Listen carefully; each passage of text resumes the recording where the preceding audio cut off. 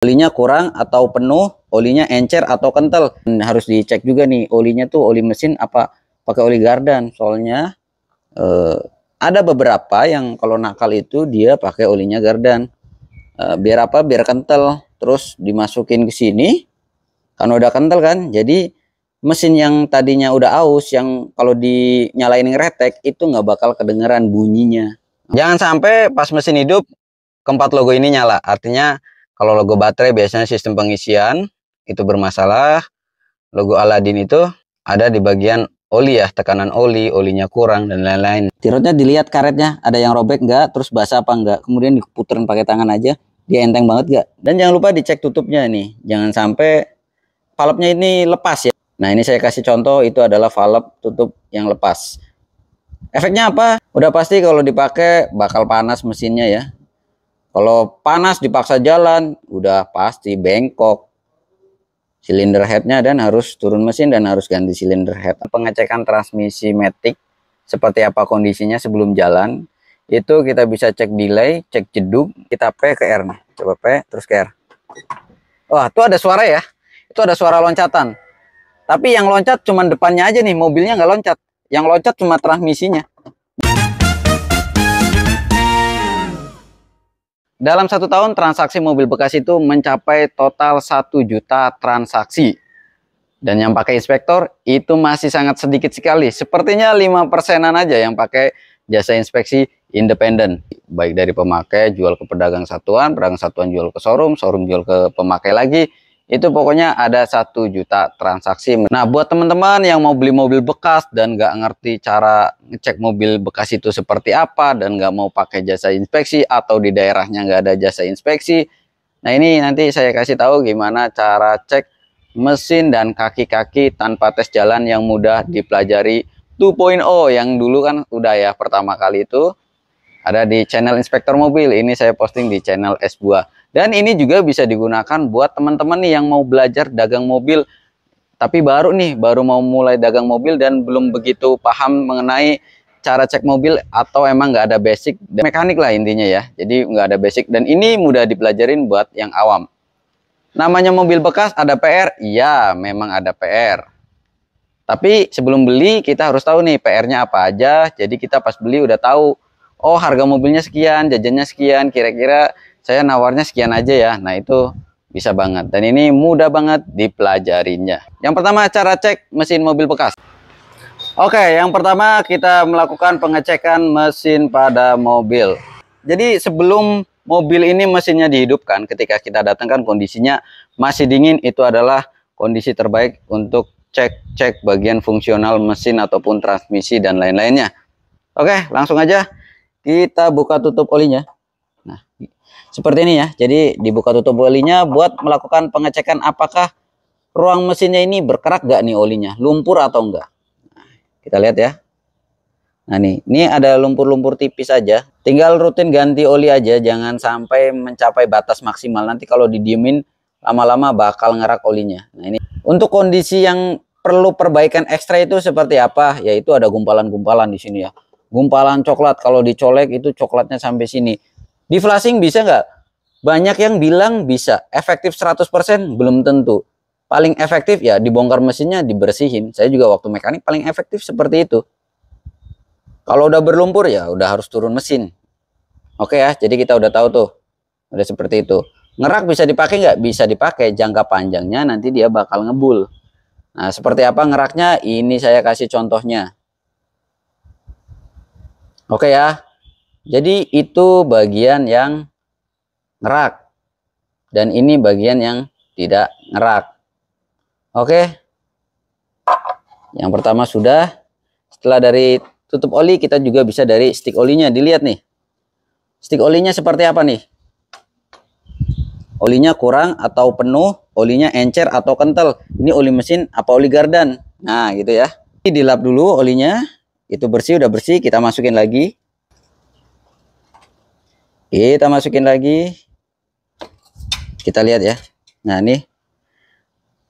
Oke ya. Kalau yang kayak gini olinya masih oke. Terus yang nggak oke seperti apa? Biasanya di stick oli itu ada kerakan-kerakan, gumpalan-gumpalan coklat. Ini saya kasih contohnya ya.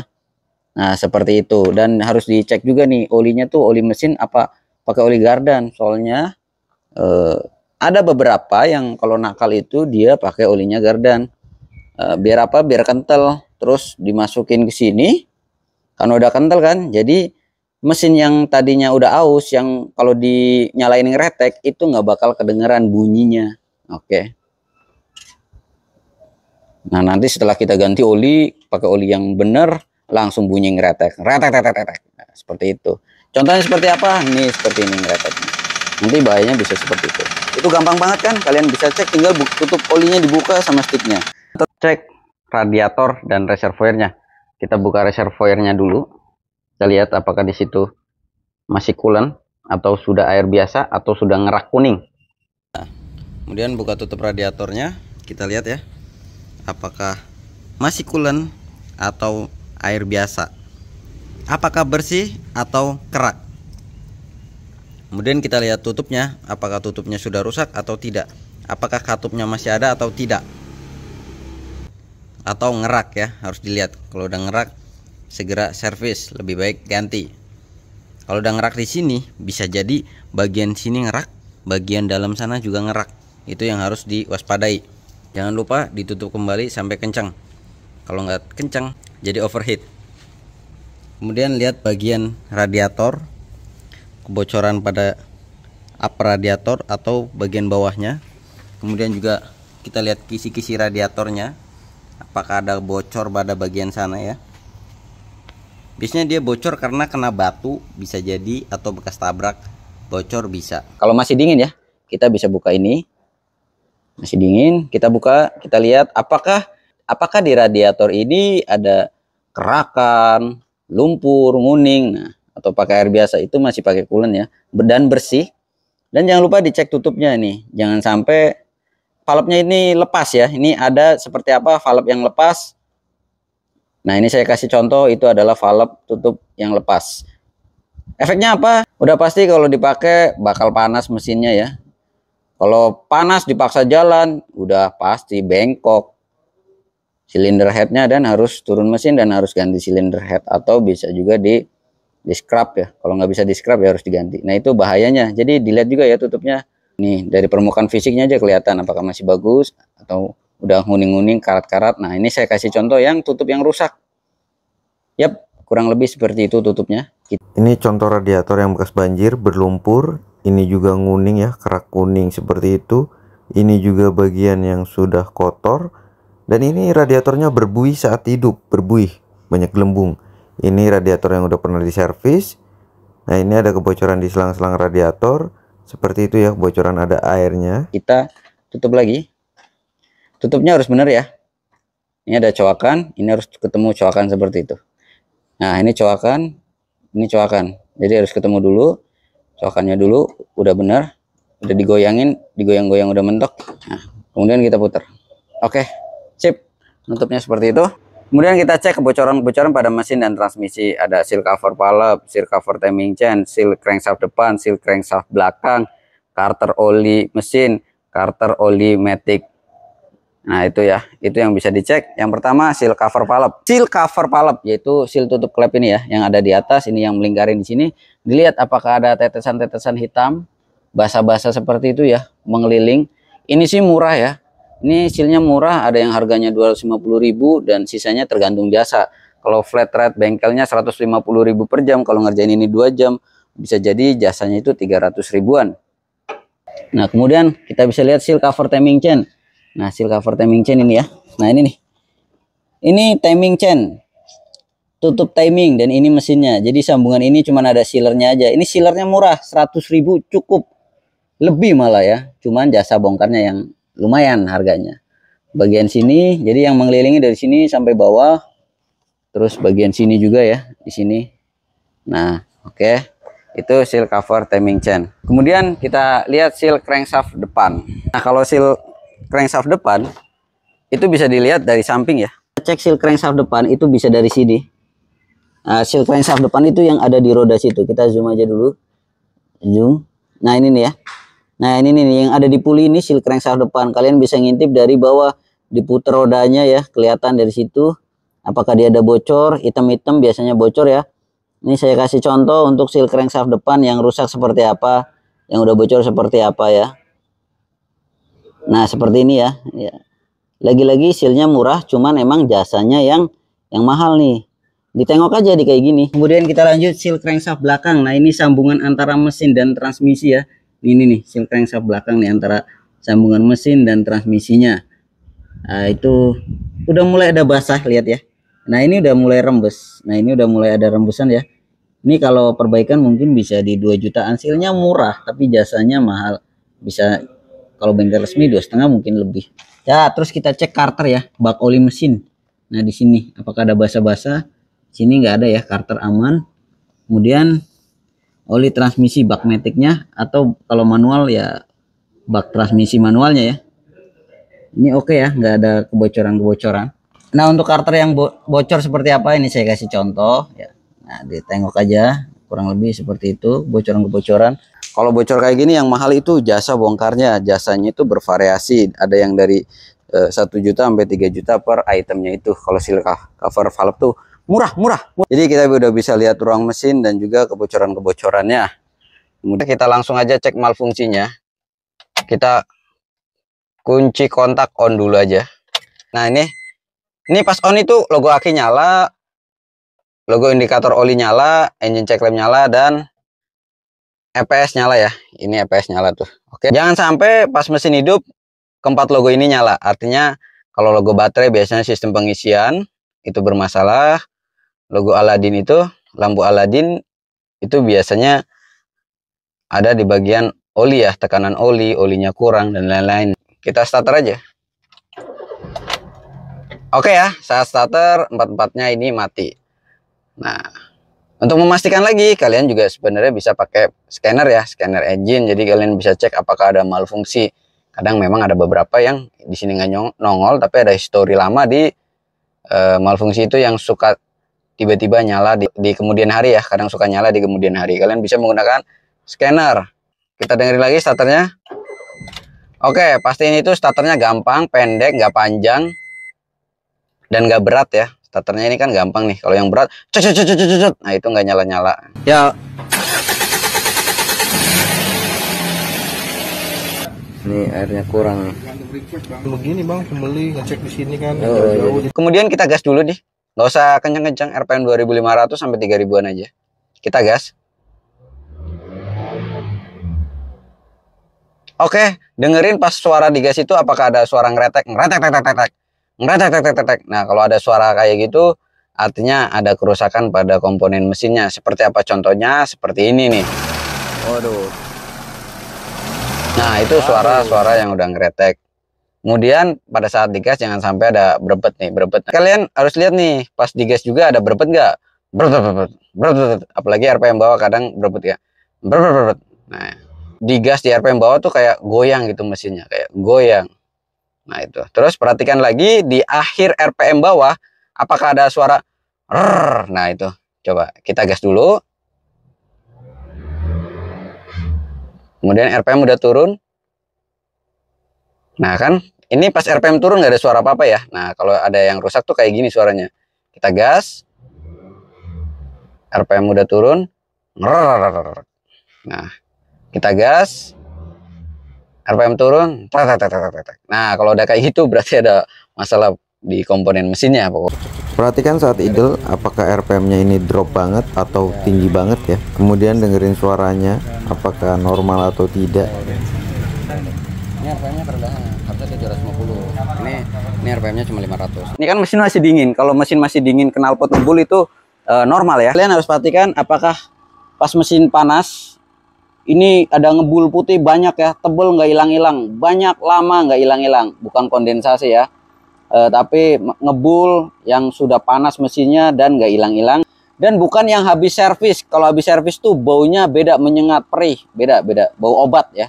Kalau habis servis biasanya pakai engine cleaner itu pasti ngebul habis di servis. Nah ini beda lagi. Jadi kalau mesin udah panas, bukan baru keluar dari bengkel, dia ngebul putih banyak, artinya komponen mesinnya juga ada masalah. Seperti apa contohnya? Ini saya kasih contoh. Ya, RPM 3000 ya. Nah ya, seperti itu udah ngebul, ngebul tebel, udah lama banget tapi nggak hilang-hilang. Ini kan mesin masih dingin. Kalian panasin dulu mesinnya sampai mencapai suhu kerja, kemudian tungguin extra fan ini nyala tanpa AC-nya nyala. Maksudnya AC-nya dimatiin. Kondisi AC itu mati, terus mobil itu kita panasin sampai extra fan-nya nyala semua. Nah, pokoknya dipanasin sampai extra fan-nya nyala semua ya. Nanti kalau extra fan ini udah nyala, nah nanti kita tunggu lagi beberapa detik sampai extra fan ini mati. Kalau extra fan-nya udah mati, berarti sistem pendinginannya bagus. Extra fan mati, suhu di sini juga nggak naik, di indikatornya nggak naik, sistem pendinginannya bagus ya. Nah nih, yang nggak normal kalau extra fan nyala di sininya nongol. Ya, yang nggak normal kalau ada logo-logo indikator perahu layar lah istilahnya. Ini logo perahu layar ya. Nah itu. Oke ya, jadi intinya seperti itu. Kita panasin mobilnya sampai extra fan nyala. Kalau udah nyala tungguin beberapa detik sampai dia mati. Kalau udah mati artinya semua sirkulasi berjalan dengan baik. Dengan catatan nggak ada indikator sistem pendingin yang muncul. Kalau muncul biasanya karena overheat. Biasanya muncul karena udah panas. Kalau udah kayak gitu artinya ada masalah pada sistem pendingin. Jangan dipaksa pakai jalan, langsung dicek apakah kerusakannya di mana, langsung dibenerin. Kalau dipaksa jalan malah yang rusak merembet, yang harusnya contohnya cuma radiatornya doang rembes, tiba-tiba harus turun mesin dan ganti silinder head. Nah itu yang paling nggak dipenginin. Kan ini suara nggak kasar, terus AC-nya dinyalain, tapi ada suara kayak kasar gitu, berarti dari kompresor AC-nya. Udah, jajannya bisa 1,5 juta tuh kompresor AC. Ya udah, sisanya cek suhu AC-nya aja, kira-kira dingin apa enggak. Bisa pakai alat termometer. Termometer itu yang penting 10 derajat di siang hari ya, maksimal 10 derajat itu masih dingin lah. Kipas nyala tuh, dua-duanya muter. Nanti kita tunggu beberapa detik sampai benar-benar dia itu mati. Nah ya, setelah beberapa detik ini udah mati, artinya sirkulasi berjalan dengan baik.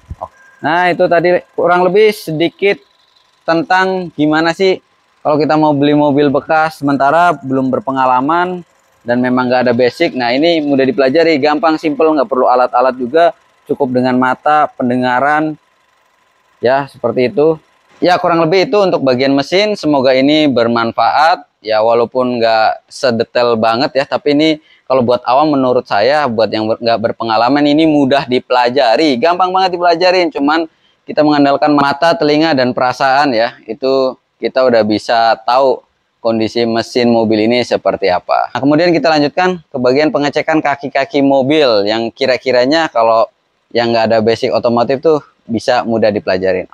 Oke, kita udah di dalam mobil. Yang pertama pasti kita akan melakukan pengecekan kaki-kaki. Nah, kalau tanpa tes jalan itu sebenarnya apa sih yang bisa kita lihat? Yang bisa kita lihat secara visual kayak kebocoran shock, karet shock, support shock, terus T-rod, long T-rod, link stabilizer, drip shaft, terus juga rack steer. Nah itu bisa tuh tanpa tes jalan. Dan untuk hal-hal yang nggak bisa dicek tanpa tes jalan ya seperti bearing itu kita nggak bisa tes tanpa jalan, udah pasti ya. Kalau kalian yang mau beli ya tinggal tes jalan aja. Tapi ini saya kasih tahu ya, tanpa tes jalan. Langsung aja kita langsung nyalain mesinnya, kemudian cek rack steernya. Goyangkan kanan kiri aja sekitar 10 derajat kanan ke kiri. Apakah dia bunyi gluduk-gluduk? Bunyinya seperti apa biasanya? Duk, duk, gluduk, gluduk. Nah, kalau dia diputar bunyinya udah gluduk-gluduk, itu udah kena. Kalau dipakai jalan belum bunyi, tinggal tunggu waktu aja buat bunyi. Udah pasti itu, tinggal tunggu waktu. Ya, mungkin bisa 1 sampai 1,5 juta. Itu dari rack steer tuh. Oke, kemudian kita lanjut ke bagian T-rod dan juga link stabilizer. Sip. Nah, ini dia. Kita ketemu sama namanya T-rod ya.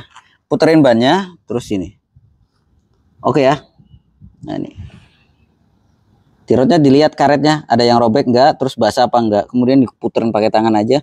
Dia enteng banget enggak? Ini keras ya, masih oke nih. Kalau yang enteng, itu berarti udah aus. Si joinnya yang di dalam ini udah aus nih. Oke. Ini paling T-rod itu mahalnya paling mahal 750.000. Ada yang 150, tinggal kalian pilih aja yang mau seperti apa. Nah. Kemudian ada boot rack steer ya. Ini dicek bootnya apakah robek. Kalau dia udah robek, udah pastilah aus di dalamnya. Kalau udah robek, udah siap-siap harus ganti ini apa namanya? Rack end bisa jadi ya. Rack end itu yang panjang ini ya, long tirot. Itu kalau udah robek karetnya, nah udah tinggal nunggu gejala aja. Terus dicek joinnya apakah udah pada basah atau enggak ya. Cek bagian drip shaftnya juga ada bocor apa tidak. Link stabilizer ya. Dicek karetnya robek atau enggak, basah atau enggak ya. Sama ya. Dia juga kalau diputar pasti enteng. Ini keras ya. Kemudian dicek nih. Nah, dicek lagi karet shocknya.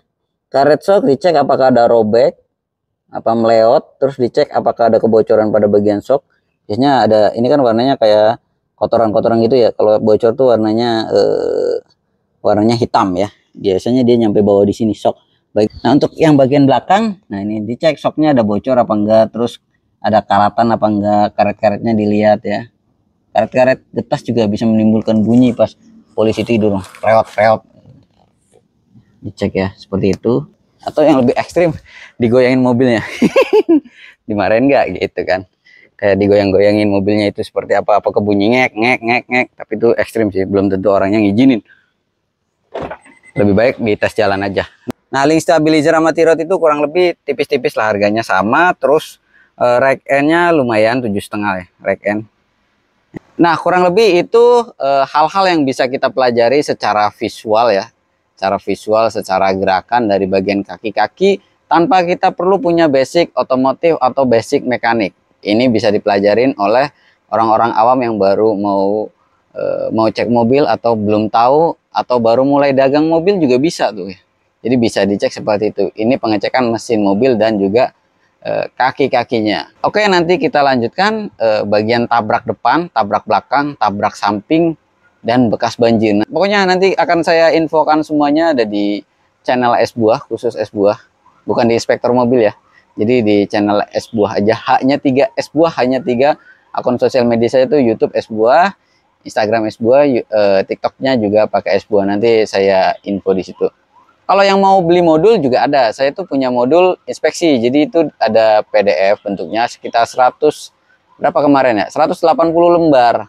Dari bekas tabrak depan belakang, samping, kanan, kiri, bekas banjir, kilometer reset, kondisi mesin, transmisi, kaki-kaki, dan lain-lain juga ada. Nah itu, oke, semoga ini bermanfaat. Nanti tinggal ditunggu part selanjutnya. Pengecekan transmisi matic. Jadi sebelum jalan kita bisa melakukan pengecekan transmisi matic. Seperti apa kondisinya sebelum jalan. Itu kita bisa cek delay, cek jeduk. Nah itu bisa ya. Itu bisa dicek. Yang pertama seperti biasa, mesin kondisinya kalau bisa dingin. Kalau bisa dingin, kemudian kita injak rem, terus dari P ke R.